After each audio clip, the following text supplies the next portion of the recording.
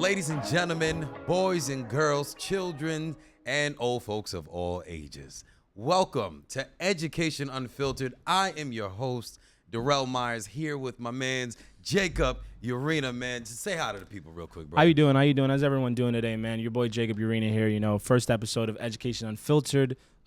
Super excited to have you all here. I'm super excited to be here. I know Derrell's super excited to be here, but there's a lot to get into today. There's a lot to get into in the whole podcast. So, super excited to get started. Just get it rolling. And we've been in talks, y'all. We've been in talks for so long. Ages. I know we had New York City Men Teach podcast and we were doing it, man, and we took a little hiatus. We shout out to Saad and Basilio for Education in Color, man. It was great being able to bring educators and thinkers and people in academic spaces of the like and hear about their stories, man. And I'm so grateful that they took time out of their schedule to come and see us, man. We took a little break. We rebranded. We got 2 new hosts, and we're switching up the conversation now, man. Instead of it being about just people in these high academic spaces that we look up to and hearing their stories, man, we want to talk about what's relevant to today, what's going on in today's world, Absolutely. What's going on with culture, how we center ourselves in spaces concerning identity. You know what I mean? The whole 9 yards. It really is just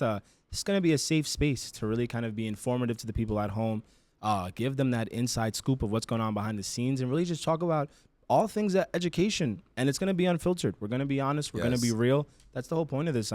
We are going to have unfiltered conversations. All day, and what day. we mean by unfiltered is we want to have conversations that are, like I said before, relevant to today's modern times, relevant to the culture of today, and also just relevant to the people who are going into these school buildings and learning and teaching and wondering what's being done. Who's doing the planning? Who's doing the policy making? And what factors are leading to all of these things? And we also want to talk about what many of us talk about in our break rooms, Exactly. when our boss isn't around. Exactly. It's also a matter of, again, like we said, it's going to be a very much informative, safe space, because as much as it is about giving the inside scoop, it's also a matter about having those conversations that some of us don't have. Mm-hmm. And sometimes they're conversations that, really need to be had, really need some awareness, some exposure. And it's, it's going to be great conversation, great vibes, especially. And We're it's definitely okay. Gonna bring the vibes. It's okay to talk about it, man. Yes, it is. It's okay, because sometimes things happen in life. There are situations in life that make us uncomfortable, and ignoring it doesn't ever help. It doesn't do anything. You can push it as deep down as you want. It's going to come to the surface. So. Exactly. And so we're just 2 young brothers from New York that just found ourselves in an academic space, realized that there are things that we would like to talk about, and then realized that it's not just us that want to talk about them, man. But before we get into everything like that, we just wanted to have this episode to get to know you guys at home, you guys that are listening on your phones, on your speakers. Maybe you're driving right now so you can't see us, and we wanted to give you an opportunity to get to know us, man. So Jay, real quick, man, before I ask you what drew you to education, man, you're from New York, right? Absolutely. So I'm born and raised in New York City, born in Brooklyn, lived in Queens. So rep the best of both worlds. Brooklyn I got that and Queens, Brooklyn, stand Queens up. energy. You feel me? Yeah. It's a nice blend. But yeah, born and raised here in the city. Love the city. Don't want to leave the city. I want to die here. Okay. As much of a New Yorker as you could be, as much pride as you could have in being a New Yorker, I feel like that's me. Everywhere I go to Europe, and I'm in like Rome, and my lady's like, oh, it's a beautiful city. I'm like, yeah, you know a city that's better? I got the perfect place we could go visit. We could go right back home. You know what I mean? Like, it's all fun and games, but it ain't the city. It ain't the city. Yeah, you know what I'm saying? man. Absolutely. And you? Okay. Same rules apply, right? Same Where rules you from? apply, man. So I'm originally born in Brooklyn. I'm raised in Staten Island. My mom, who I lived with, was in Staten Island. My dad, who I would see every other week, was in Canarsie. So I'm like a Staten Island. So you got both sides of the Brooklyn bridge. hybrid. You got both sides of the bridge. I got both sides of the bridge, and that's why coming up, I would always tell people I'm hood adjacent. I'm hood adjacent. You know what I'm saying? That's why my adult life is like, I'm down for my people, but past 9 o'clock, I may call the police. I'm in the same boat. Like I said, I spent most of my time in Queens in the suburbs, so it's a little bit like, I'm all for the fun and games, but when that sun goes down, there's got to be some silence. There's got to be a little respect. Don't come driving down my street with the speakers blaring. I'm not having that. Hey, brother, I pay taxes now. Hey, I pay taxes. I pay taxes. Dog, like I really want to ask you, what drew you to education? And what I mean by education is, What drew you to the space that you're in? Now you are an ambassador for New York City Public Schools. You are an ambassador for New York City Men Teach. You are a facilitator of the New York City Men Teach Summer Fellowship starting here in 2025. Absolutely. What drew you there? Yeah, for sure. I think for me, looking back at my overall landscape of experience, I started. And real quick, sorry, how old are you, brother? I'm 25 out here doing it. This is the question where they put me on the spot and everybody's like, what? What? I got pants older than him. You know what I'm saying? Yeah. Absolutely. But no, I mean, I got my degree in business economics with a focus in marketing. Quickly realized business is such a vague field that's not really going to narrow anything. Also quickly realized marketing just wasn't for me. It wasn't really my setting. So you got the gift to gab. Yeah. I like to gab, but marketing, it's a little more like analytical side of things. There's less, you know what I'm saying? So I was in retail for a while and it was cool. It was all fun and games. Like you said, I got the gift of gabbing. So, retail was easy. I can make sales happen. But I realized that it wasn't fulfilling work. I don't like working just to hit a quota or meet a sales goal. So For sure. I went the nonprofit route and I worked for a nonprofit called A&Y, where we would, it was centered around first generation college students, helping them with professional development, internship attainment, the whole 9 yards of kind of building these young, brilliant minds up so they're ready to get into the corporate space. And from there, it made me realize how much like that public sector work, that nonprofit work is really like fulfilling to the soul. Like you really do enjoy it. And I've always been one, I'm never afraid to take a risk, take a chance, go do something new. You know what I mean? You don't know what doors, what they bring on the other side. Yeah, man. So then I saw this opportunity popped up online when I was searching. I applied. I interviewed well. Killed it. He did, y'all. I was a part of that. Yeah. There's confirmation. I'm not just chatting. And after that, it also became a matter too with New York City Public Schools. Being a product of New York City Public Schools, I felt like what better full circle moment than to come back to where it all started. This is basically what built me up to the academic mind that I've always been and to the person that I've been. So to come back and give back and do it again, it's just a very, very beautiful thing. And then I'm also a big fan of being in that realm of helping other people achieve their goals. Mm-hmm. So with our specific role in TRQ, especially working for teaching fellows in the recruitment side of things, I think I just really enjoy the ability that I'm able to bridge the gap between people that want to become teachers but don't know how. Mm-hmm. And we're the ones that kind of give them that information and show them how to get that done. You know what I mean? So like we can get you in the classroom to educate these minds and be a good influence and like, you know what I'm saying, get you where you want to be. And we're the ones that inform them how to do it, how to apply, what to know, what to look for. And then, the gratification doesn't come immediately, but I know these classrooms are full, and I know that a lot of these came because they saw us up there yapping, talking, and we gave them a good enough feel to feel like, hey, maybe, New York City Public Schools is where I should be. They might be the ones. And, it's funny that you said that because you're like helping people you're basically bridging a gap, right? Absolutely. And you say you came from business and marketing and all of that stuff, and I have a similar background, especially when it comes to retail and everything. Yeah. And I know in business, one of the most popular phrases are, let's cut out the middleman and let's talk, right? Exactly. But in this industry, we are the middleman. We are the middleman. It is different. And the reason we're the middleman is because historically the middleman has been cut out, therefore leaving a gap between what people want to do and what they can do right now. Absolutely. And I feel like with that gap as well, it comes back to this common theme of things where it's like without the middleman in certain scenarios, certain people don't have the in. Mm-hmm. So how are they supposed to get in without a middleman? You know what I mean? So like I feel like when it comes to New York City Public Schools, where we have thousands of employees and about 1 million students as well, such a big network. Right. There's got to be a middleman. There's got to be someone to get out there, boots on the ground, and give everyone the information they need to be a part of this family, be a part of this community. So it's even better because you don't even feel like a middleman. You feel like a point person. I feel like I'm the point person to give you that info that you can't just get from reading online, or you can, but it may take you hours and hours, and you got to go through certain links. Just show up to one of our events. I'll give you the whole spiel. I'm entertaining, so I'll keep you into it. You're not going to fall asleep on me.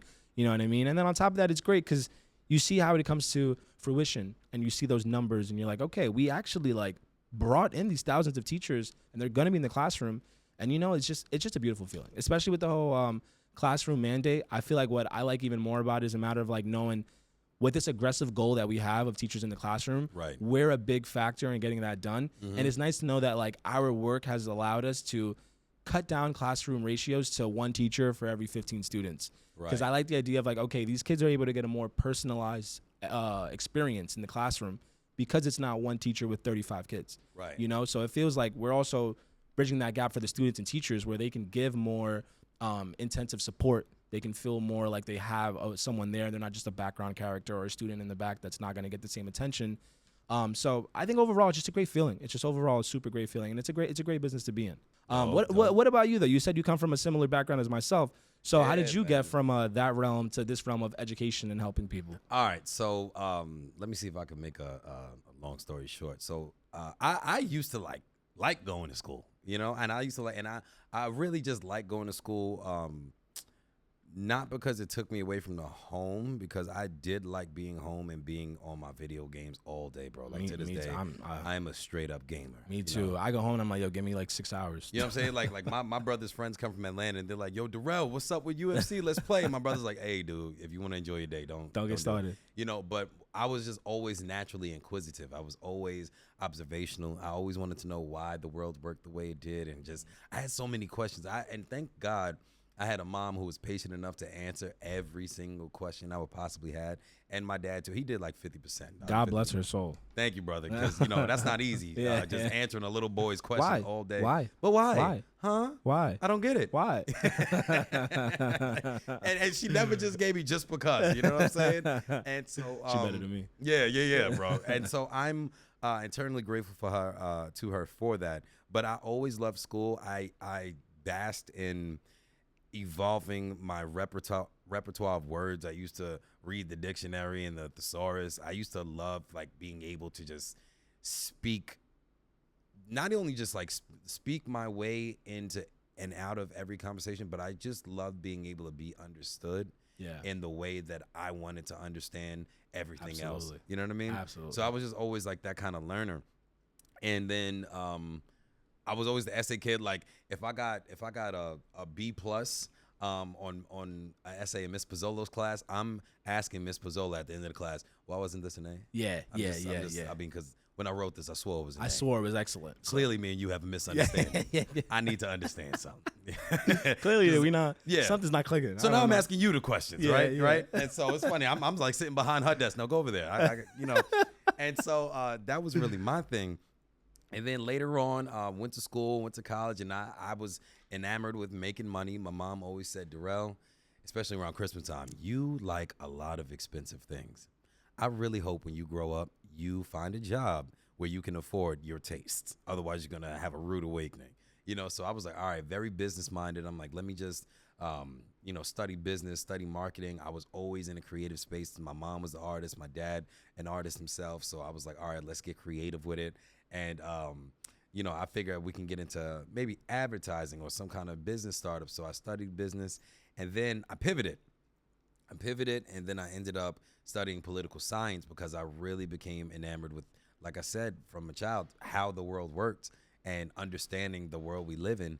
And so I pivoted to that. Poli-sci, wow, that's a hard field. Yeah, man. That's I went into poli-sci, because I always wanted to be like an activist. Yeah. But then as I grew up, while I appreciated the activism part of politics, I didn't appreciate the politics part of politics. It's funny you say that because I feel like I was the same way. Like when I first started business, I felt like just similar to you, like my personality, my people skills, I can get in here and finesse and maneuver. And then with business, I quickly realized private, side of business, and not every business, but same thing where it was I don't like the cutthroat part of it. I'm too empathetic to be a cutthroat, do what I got to do no matter what's the consequences for other people. I didn't really like that. I felt I was at an impasse, after my college years. I was in a job for a long time, a retail gig, and got tired of that, wanted to know what I wanted to do in my life, and I was really at a crossroads. And I remember people coming up, my teachers, my mom, they would always say, I could see you being a teacher. I can see you being a teacher. I don't know if it's in a classroom. I don't know if it's online. I don't know what it is, but I can see you being a teacher. And I'm like, here I am, 27, 28 or something like that. Don't show your age, man. And amen, I am 31 and proud, brother. Shout out my folks in their 30s, okay? My knees hurt too. All right. I'm 25 and my knees are already given. Yeah, you on the way, bro. Yeah. You on the way. Don't say it like that, though. So I was like, all right. So then I ended up becoming a grade school teacher, man. And I said, I can't believe I got all these little minions looking at me, looking, for the world's answers. But it was so rewarding, man. It was so rewarding. I taught 3rd and 4th grade, and I did that for about a year. before I transitioned into my role here in TRQ.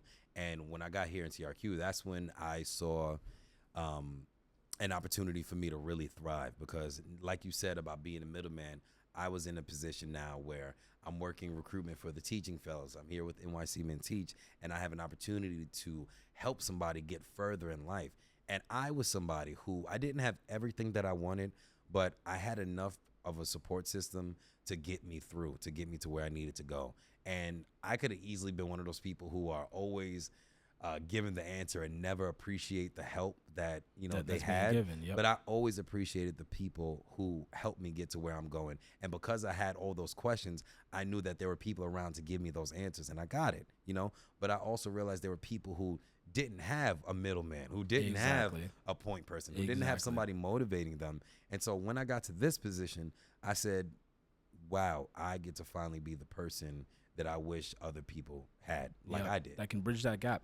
And I feel like that's a good point, to kind of, and I'm just like building off what you said, because I feel like that just rang a bell in my brain. Is like, I felt like that's also a big part of what led me here, is that I always thought about it as a kid, my family is Dominican. My dad's side is I'm first generation. Yeah, exactly. My mom's side, I'm second gen. She was born here. But I think one of the biggest things that got me into wanting to be in like a people-facing role where I could help people is that I always thought it was crazy the difference in resources that I had and that some of my cousins had. Because for a lot of my cousins, they're fully first gen. They don't have a parent that was born here and knows the system a little bit and went through it first. Knows the exactly. And even just academically speaking or like work-wise speaking, like they don't have someone that's already got their bachelor's and master's and knows the whole cycle, or someone that's already been in these corporate spaces so they know what that's like or knows how, the corporate world works, or, So I always when I was younger, I never understood like what's the difference. But then as you get older, you realize, well, I had the resource of having a parent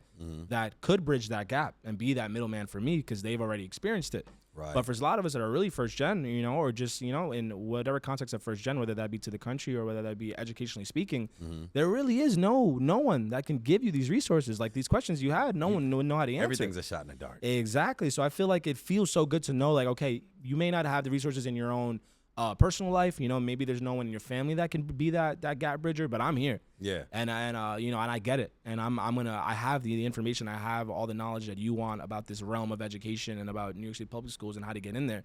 And I got you. You know what I mean? I got you. And you say you're a first generation American on one side, a second generation on another side. So this is a great transition into the next segment, because I have my background, being in Brooklyn, but being raised in Staten Island, which we're going to get into in a little bit. But I want to open the floor to you first and ask, like, what parts of your identity, where you're from, who you're from, everything, what part of your identity shape how you move through academic spaces? Absolutely. As well as and I want to also extend it to the workplace as well.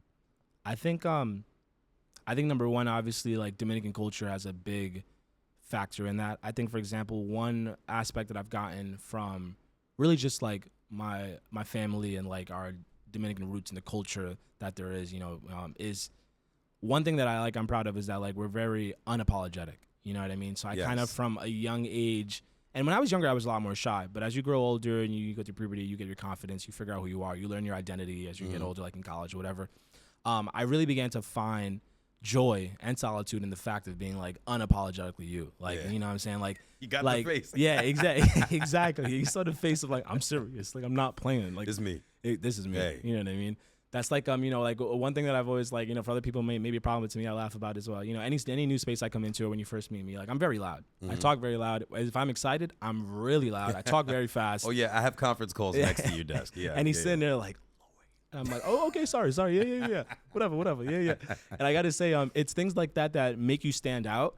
And I'm not saying like you have to be loud to stand out, but like those are things that make you stand out. And I could choose to either be like embarrassed by it or like want to like, like lower myself down, or I could choose to be like, code switch, or I could choose to be like, that's who I am. Yeah, like part of knowing Jacob is that he is loud. Yeah, and you could tell him to lower, he'll lower himself, but naturally speaking, I'm very loud. That's who I am. The same way, in certain spaces, I'm very direct with what I say. Like if I have like a deadline or rules, or if I'm kind of setting the standard in a project that I'm running, or a fellowship that I'm running, I'll be very direct. You know what I mean? And that also comes from my like upbringing and my family culture of like, Dominicans are very direct. You know what I'm saying? This is a problem, I'm gonna tell you it's a problem. And if it happens again, I'm gonna remind you, this was already addressed as a problem. You know what I'm saying? Like, so this is Because maybe you forgot. Maybe you forgot, but I told you about this. Right. You know what I'm right, saying? right. I'm the same way, and I feel like it's really helped me like blossom in a lot of different spaces, especially professionally speaking more so, because I think professionally speaking, especially being a person of color, being a minority in these spaces where there's not too many of us in a lot of these spaces.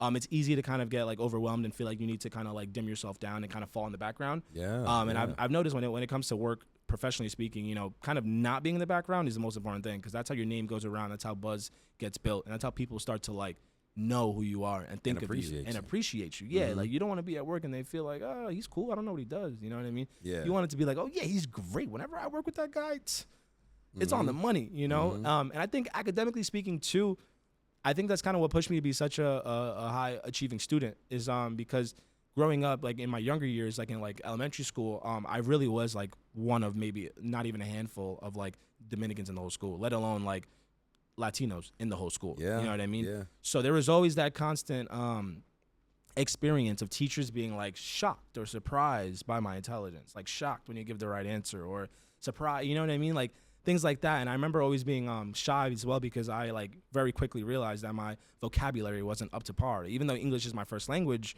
I don't come from a family where everyone's first language is English. If anything, even on my mom's side, I'm the first gen for speaking English off the bat. You know what I mean? They were born speaking Spanish, learned it in school. So like, of course, my vocabulary is not going to be superb because you know what I'm saying? Who's going to teach me these words? We don't have the same foundations, bro. Yeah, you know, my family already barely knows English, so how am I going to like... It's not like they're walking around saying pulchritude.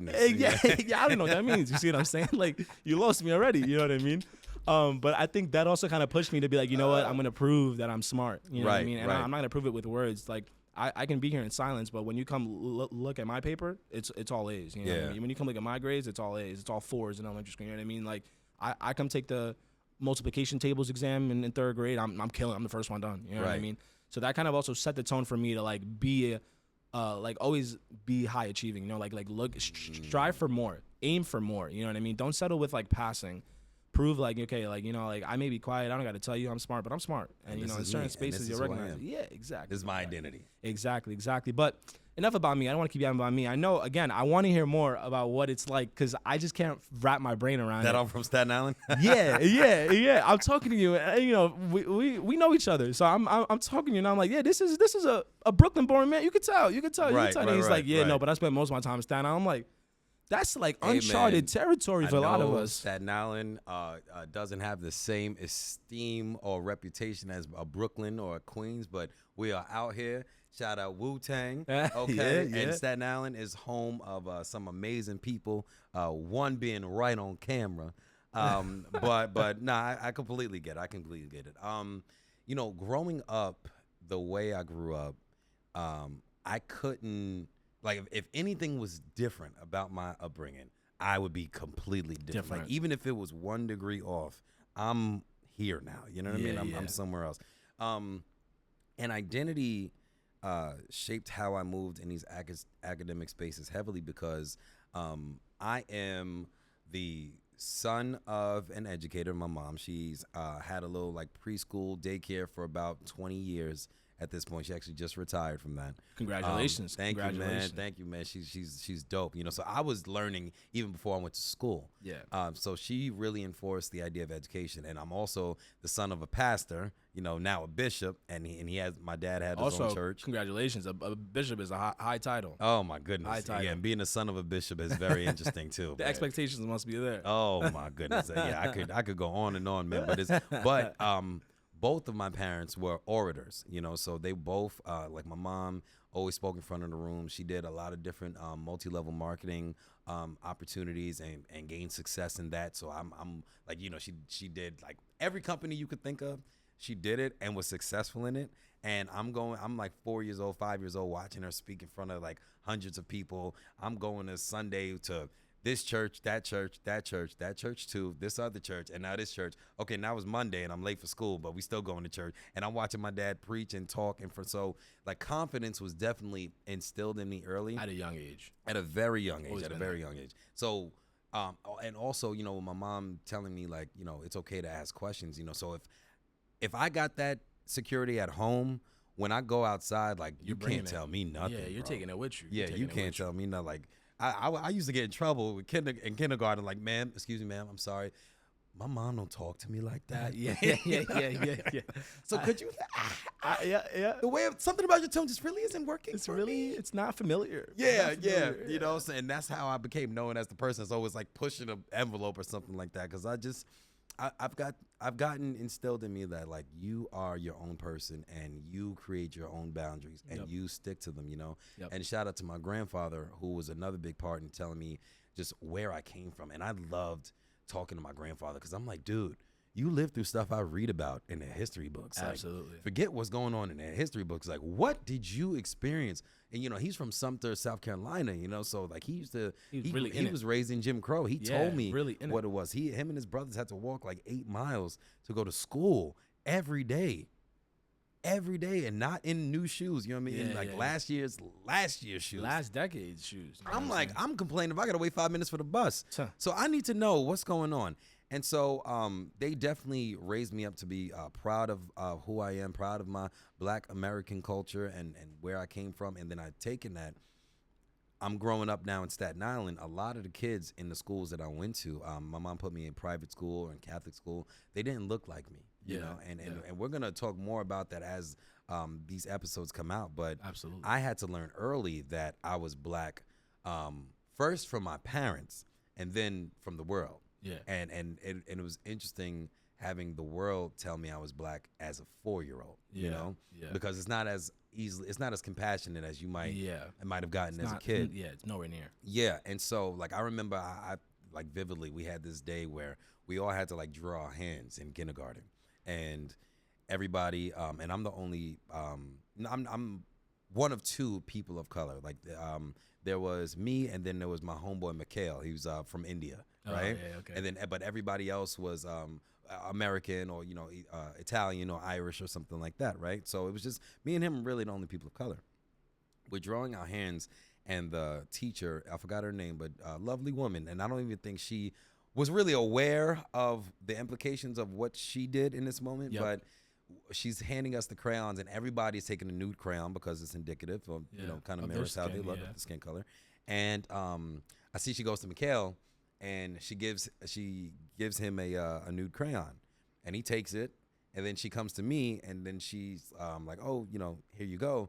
And I took the nude crayon, right? And so I'm coloring it in.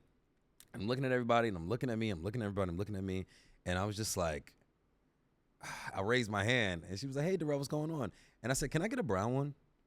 And she was like, oh, yeah, sure, no problem. Like, she didn't think anything of it. And so I'm like, all right, cool. So I scribbled over the original, you know, thing, and I colored it in. And I remember, though, even though I don't remember her name, I remember she was a stickler for coloring inside the lines. She was like, everybody color inside the lines, within the lines. You're like 4 years old. And I was just like, I don't know if I'm jacking that right now, you know? Like, I don't know if it's not really the vibe. It's not really the vibe. Yeah, you know, because there are things about my hands I don't like, so there might be things on this paper I don't like, too, because it's indicative of me. And, you know, if you got a problem with this drawing, lady, then you got a problem with me. Keep in mind, it's like you're talking about a 4-year-old. I'm 4. Yeah. He's 4 years old. Like, listen, this is supposed to be indicative of my identity, and I'm not really feeling this. Yeah, I'm not really. Again, something else you're doing ain't working for me, you know? And so I came, that was a Friday. I came in on Monday, or maybe it was Wednesday. I had a weird schedule, it was kindergarten. But I remember the next time I came into school, I didn't know she was going to do this, but she had all the hands, you know, raised on the wall. On the wall. And so I looked up, and I'm looking at the line, and then I just seen one brown hand on that wall, and it was mine. And and at that moment, I was so proud of myself. For sticking to who I am and not assimilating the way other people might have, you know what I mean? Absolutely. And maybe other people weren't thinking of it the way I was, you know, maybe it was just, this is just drawing, whatever. But to me, my identity had to show in everything I was doing, like every little thing. And so it grew from me just coloring brown hands to represent myself to now I'm wearing my afro out on purpose, you know what I mean? Because even in our own communities, we're taught, you know, maybe you don't want your hair unkempt. Tone it down a little bit. You don't want it too kinky or too coily. Or you know, I remember my mom, as proud of a black man as she raised me to be, was just like, nope, light Caesar, tell him as low as you can get it. And you know, and then when I started growing my hair, I remember my mom was like, oh my God, your hair is so beautiful. You have such good hair, and da-da-da. And then it was me. This is like 15 now. I'm like, Ma, there's no such thing as good hair. Yeah, everyone's hair is good. Who told you that this was good and yours was bad? I said there's healthy and unhealthy, but you know, there's hydrated and not hydrated. But there's no such thing as good and bad hair. Okay, so let's just get that out. There's kept and unkept, but there's not bad hair. Exactly. If it grows out of your hair, if it grows out of your head, it's good. It's good. It's you good. know, it's good for you. I mean, there are bald people. You know that. Yeah, but they started off with something. Exactly. Yeah. Exactly. So I would purposely go to spaces where I knew I would be the only black guy in the room, and I pull up with my afro. Yeah. I pull up with my cornrows. I pull up, and it's like, and I dare you to tell me that my identity is incorrect. You know what I mean? And that's I think too, just to highlight too, because it speaks power to your upbringing. I feel like mine was very similar in the sense of what you're saying is it's so important as people of color with you know, and just as ethnic people to be very much in tune with your roots and have pride in that. So I think also what kind of led me to be so unapologetically Dominican who I am and just kind of show it and not, you know, not feel too much like I need to assimilate is also like in my family was the same way. Like you are Dominican. Absolutely. You are Dominican. That's what we doing. When my dad came here, when my mom came here, my mom's family came here in late 60s, early 70s. Wow. So you're talking about like very much the first round of any Dominicans to come. Yeah. My dad got here in the 80s. So you're talking about the peak of like the first. And 50s and 60s, that was a time where I know in America, it was like Still you either not, black, white, or Mexican. Yeah. So even just hearing like the way you're saying about how your grandpa was able to give you those stories and your mom was able to instill that, for my family it was the same way. You know, like I was able to hear those stories about how my parents were able to be like, in a way, pioneers of driving the way to what it means to be a Dominican here. You know what I mean? Especially for my dad, kind of being able to come into these communities where he was born there. So I'm nowhere near American. Like I don't even know what goes on here. Come here, set a life for myself. Let everybody know I'm not Puerto Rican. I'm Dominican. I'm not Mexican. I'm Dominican. Coming up in Staten Island and a lot of groups where I was privy to, it was like, oh, you're Puerto Rican. If you spoke Spanish, you were Puerto Rican. Yeah, exact. And that's what kind of stuck with me in school. Because I remember being in school and they'd be like, oh yeah, because you know he's Puerto Rican. I'm not Puerto Rican. And that's not, shout out to all my Puerto Ricans. I love Puerto Ricans, but I'm not Puerto Rican. We love you. Yeah, but I'm not Puerto Rican. I'm Dominican. Like there is a diaspora. Exactly, and I think it's so keen and important for like, you know, people of color to be confident and like making people get it right. Like get it right. Like I'm Dominican. I'm not Mexican. I'm not Puerto Rican. I'm Dominican. Like okay, you don't know what that is. I'll tell you what it is. It's a country right next to Puerto Rico. It's just called Dominican Republic. It's funny you say that because like get it right. Like I had so many African friends coming up, right? So many, and I noticed that like for instance Olu, right? I had a friend Olu, she was a dope person. Okay, Olu, da da da. But when she got into conversations with her family, I would hear her full name, right? And it would be like Oluwabami, right? And I'm like, well, why am I first now here? I don't knew you for 2 years. We done went to school together. Everybody in school is calling you Olu. Like, why are you doing that? And she's like, oh, well, because nobody can get it right. And I looked at her and I said, so you tell them what it is until they get it right. Yeah. You know? And then I remember that was the first conversation, and you know, I'm sure she had her reasons behind it. She was tired of arguing and dealing with that, and she's, you know, justified in feeling that. But that was the first time I had a conversation with somebody who felt like they had to assimilate somewhat to be accepted, where I told them to not do that, and I felt like a sense of pride come over them. You know, they were like, it's funny too, wow, because you're right. It's funny you say it too, because in reality, I honestly do the same thing. Right. Like my last name is Ureña. Like I have the accent mark over the N. But I think I just got so over all the mispronunciations, Ureña, Uranus, everything. And I was just like, just say Urena then, bro. Like I can't, because at a certain point, I think we're like, and honestly, I need to stop doing that. Honestly, because like my sister, I give her props. She doesn't play. She goes anywhere. She's like, Ureña. She's like, try it again. Ureña. Try one more time. Ureña. I got a story. Okay, you can't roll your R's. That's fine. So imagine saying like O, and then rain. Ureña. People like me and your sister, we're gonna sit in that pocket, and it's gonna get awkward. Exactly. I'm one of those where I'm like, I'm one of those where I'm just like, I think for me, especially when I was younger, it got to a point where I was like, my last name sounds so nice in Spanish. You guys are botching it so bad. I would rather just find the American translation so you can make it sound normal. Because what is ease your peace of mind? Yeah, because I'm like, I can't keep doing this. Like, I can't be mad at y'all I can't walk every in day. every room and you guys are Ureña. Ooh, it's not Ureña. Like, it's not Ureña. Let me tell you something. There's no why. If you thought Ureña was hard, right? You need to see people from the 90s on in Staten Island saying Derrell. Darryl? Oh, my God. Was it straight Darrell's? I used to say to people, I'm like, it was Derrell, Derrell, you know, and Like epidural? yeah, like epidural, like that's who I am, you know. And I'm like, bro, I don't understand it. Like, you could say things like Bach and Machiavelli and Mozart. Yeah. Darrell is the limit. Darrell is like the one. So, like, funny story. Bartholomew. But Derrell. Darrell. Like, come on, man. Come on. Michelangelo, but Darrell. Darrell. I said, all right. So my high school graduation, my guidance counselor, forgot her name, but she was such a lovely woman, and I had a feeling she was gonna botch my name, and I was ready for it because I'm like, you know, I got my family here, we got the cameras here, like, I'm from New York, but you're not gonna play me. Yeah, you know yeah, what I mean? yeah, exactly. So she went up and she said, that was the thing. My last year, I think, was her first year there, so she didn't really have an opportunity to know everybody super. You know what I mean? Super intimately. Yeah. And so it was my turn. I said, I'm next, and then she's like, Derrell Meyers. So it's like, come on. You know, some people clapped. I see my family. They was like, tight. Yeah, they're like, this not even my son. So she was on a podium that wasn't on the stage, right? So she was off the left. Yeah. So I stepped onto the stage and I looked at everybody and I was like, I stepped off the stage, came around, went to the podium, whispered in her ear, came back around, went to my first step. Derrell Meyers. Oh, yeah. I was like, yeah. And that's so my nephew. That's an example of how my identity is carried in academic spaces and professional spaces. It's like, look, I don't have to be comfortable with disrespect for you to accept me. Yep. And I'm willing to educate you on who I am and how I am, as long as you're coming out of a place of genuine curiosity. Yeah. There's no problem there. Yeah, you know what I mean? Which is fine. And I had at my last, because, you know, I'm a little bit of a comedian. Yeah, we know. So at my last job, my boss, you know, he got my name wrong the first 3 times or whatever. And he was like, oh, my God, like, can I just call you Derrell? And I said, unfortunately, the time for people giving my people names in America is over, okay? My name is what I say it is. And he was like, oh, my God, I'm so sorry. Yeah.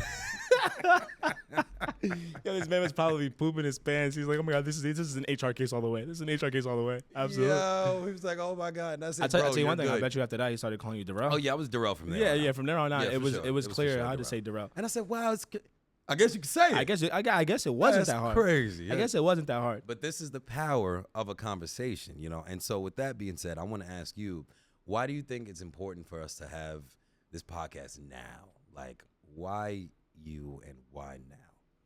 So I think there's a number of things. I think being frank about why us two are great for hosting this and why this should be happening now that we're both on this team together is I think in terms of our personalities bounce off of each other well, and we're both two personalities that are, number one, we're educated and informed in this topic. And I think we're also just flat out entertaining people. You know what I mean? I think we know how to run the energy of a room. We know how to read a room. We know how to redirect a room. We know how to control a room. And you kind of need that for a podcast. You know, you kind of need that for any kind of social media where it's not boring. You know, it's entertaining. In terms of the climate of things going on, I also think that, you know, it's a very hectic climate in the world and in America right now. And I think it's just very important to kind of still keep. I don't want to say an emphasis, but I guess keep an emphasis on the importance of staying informed and staying educated about these topics that aren't comfortably spoken about in public or in a lot of these settings. And I think also this is also just serves to be a nice safe space for people having these thoughts and that want to have these discussions and want to hear from these guests. And that's what we're providing to them. You know what I mean? Ultimately, this is, you know, we're going to be having amazing guests on. We're going to be, and, you know, we have a lot of information to share with everyone, share with the public, and kind of get out there. But also as well, we're also here to have these discussions that need to be had, you know, just to kind of, even whether it just be to inform or whether it just be to give acknowledgement that these are realities that we all face and that all of us are on the same page about this. Because I think sometimes in a lot of scenarios, it's nice to know it ain't just you. You know what I'm saying? It's not just you going through it. That's what it is. It ain't just you, bro. Oh my gosh, I really love that. Because when I first became a teacher, I was kind of just thrown into the situation, and I like many teachers are, honestly. Absolutely. And I had to just figure it out. But I remember I put a lot of stuff on my back and carried it by myself. You know what I mean? And it wasn't until I got into somewhat of a more intimate setting with my colleagues where we were able to just really jive and talk about what was going on, and we realized that, oh, you're going through that too. Yeah. Oh, okay, it's hard for you too. Yep. Okay,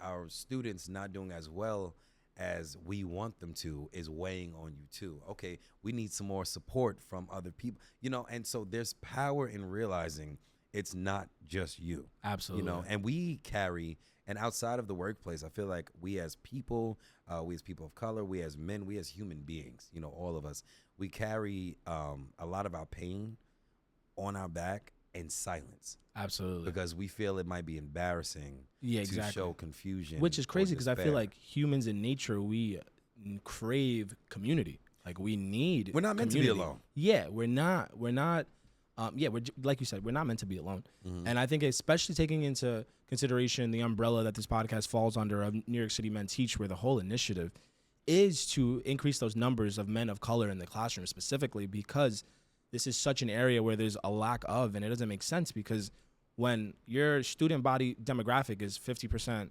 almost half and half of boys and girls, mm-hmm. and you could probably say close to the majority of students are students of color in New York City because of how diverse this city is, for sure, a majority. It really just brings the conversation of like, why is this not spoken about more? You know what I'm saying? And that doesn't take away from any teachers we have. We have amazing teachers in this school system, absolutely. Mm-hmm. But I think it's just a matter of acknowledging the power that there is when you see someone that looks like you, or someone that comes from a background like you, or someone that sounds like you, and you see them in these places. That's what empowers you to feel like I can be in these places. You know what I'm saying? And it's hard to.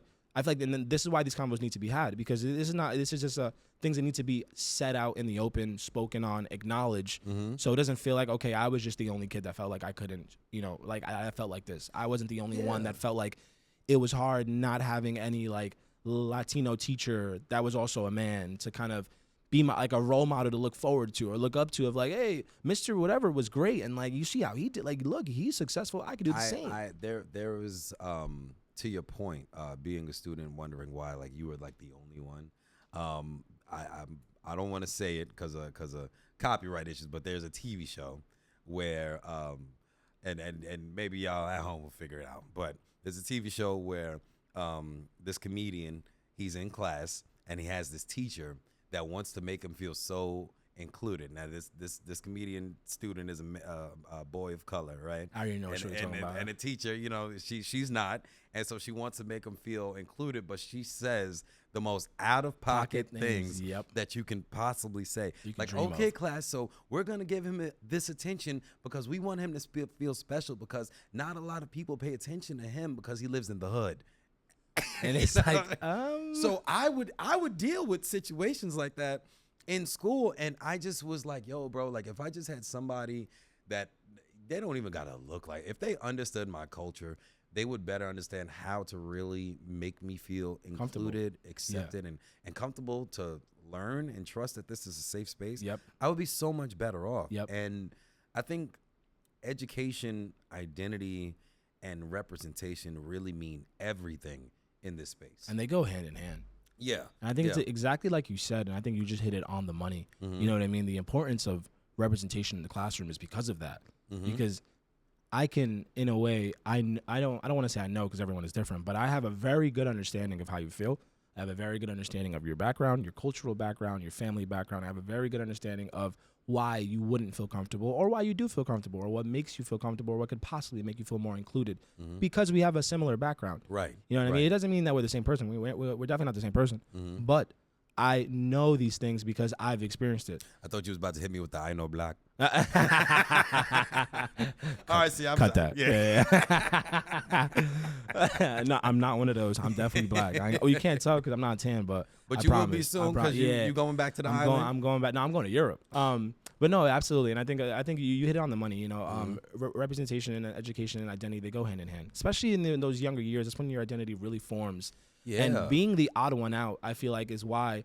And I'm speaking for myself. I won't say like in general, but I feel like being the odd one out is why in my younger years I was so shy. And it wasn't because I was lacking intelligence, and I spoke perfect English. You know, like my first language was English, so it wasn't like I spoke with an accent or anything like that.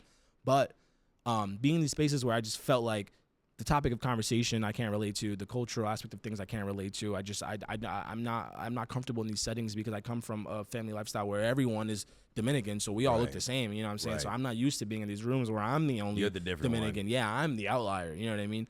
And it's weird. And it's, of course, if the representation's not there, I don't have a teacher that's also Dominican or just Latino to come bridge that gap and make you feel like, nah, there's a community here of us as well. You know what I'm saying? Like, obviously, your colleagues are your community, but there's also a community that fits your demographic. Like, we get you. We get you. We get you. Where, you know, just for the folks at home who are interested in like the topics that we're going to cover.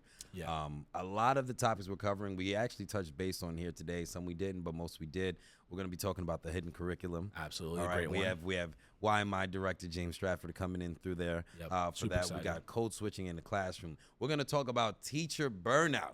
We got to talk about this. Essential. We got to put it in the forefront. And, you know, Essential. Teacher burnout, and I think that we are New York City Public Schools is doing a great job when addressing teacher burnout. One way they're addressing it is by having this podcast for us to talk about it. Absolutely. Because we, teachers are the foundation of learning here in this country, and oftentimes feel very unappreciated, whether it's like because of the time restraints, you know, or whether it's because of finances or whatever it is. And teachers are tired. It's a grueling job, just like many other jobs. There's no job like being a teacher. And so we want to allow teachers to come onto the show, talk about their situation, address teacher burnout and what it is, and share information on how you can counteract the negative effects of teacher burnout, because we all feel it. It's not just you. And there's a way to overcome it, you know, and learn from it. And why not share that information with other people? We're going to be talking about mental health, marginalized identities, and a lot of voices that I'm excited to hear about. That I know our guests will be excited to hear about. We got Will Anders, the CUNY director of New York City Teach, coming through to talk about who's writing this curriculum, the future of higher ed.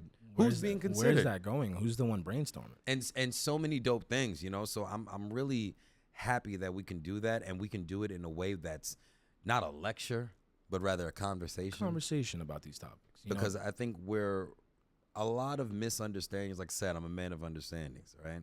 I realize that a lot of misunderstandings could be solved if we just had a conversation about it. Most of them, and that's in general, like in history, in history, most misunderstandings okay have vulnerable. A conversation. It's okay to be messy. It's okay to be honest.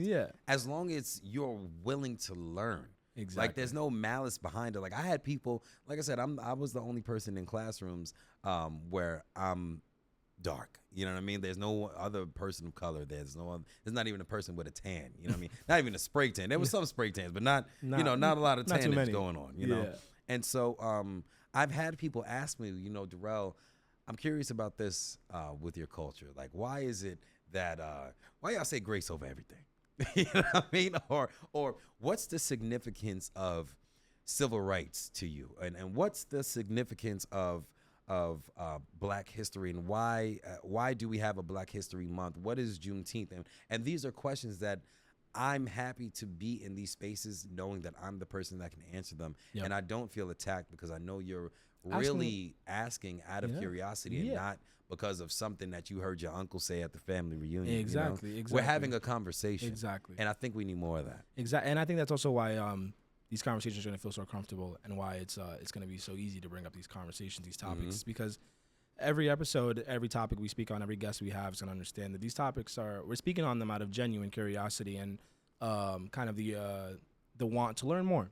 And that's what this is about. We're going to be learning with you all as you learn about these topics as well. That's why we're bringing in these people that are basically experts in these realms, because we don't have all the answers. Right. We don't. Right. We do have the personality to talk about it and keep the conversation going well. You know what I'm saying? That's where I come in. That's why I do recruitment. But that's why we the point people. Exactly. We're going to point to the people that got the answers. Exactly. I'm going to point you to the guy who does know, you know what I'm saying? And then he'll talk about it. And then I'll just sit in the back like, ooh. That's great. Nice. I'm learning too. Exactly. You know, we're going to have laughter. We're going to have frustration. Absolutely. We're going to have reflection. But above all, we're going to keep it real. Exactly. We're going to keep it 100% real. Every time. And we're going to close out, but I want to thank you, man, for being a part of this. Thank you. This is going to be a dope journey. Yeah. I can't wait to see what's going on, what's going to happen with this. I want to thank the listeners for showing up. I want to invite you to subscribe, share, join the conversation, ladies and gentlemen. These are not just two incredibly dashing individuals on camera. No, this is you. We are the community. We want to hear from you. What are your thoughts? What do you want us to talk about? What are topics that are surrounding education, identity, representation, academia that you feel need to be highlighted so that we can bring on the people who are proponents of mental health, who are proponents of equality and equity, that can address those issues and those topics in a way that can be digested and understood for everybody, man. And I want to just give Jacob the floor. Absolutely. No, I just echo everything you said. I think I'm super appreciative of this opportunity. I'm super excited for everyone at home to, be engaged in the podcast and really feel like they're a part of this community.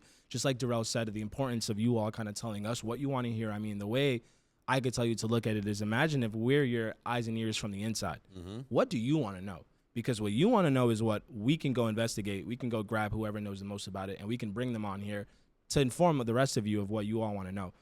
So I feel like don't take it for granted. I think we won't take it for granted, the influence that we're able to have here and the the amount of exposure that we can bring to a lot of these topics, the amount of light that we can bring.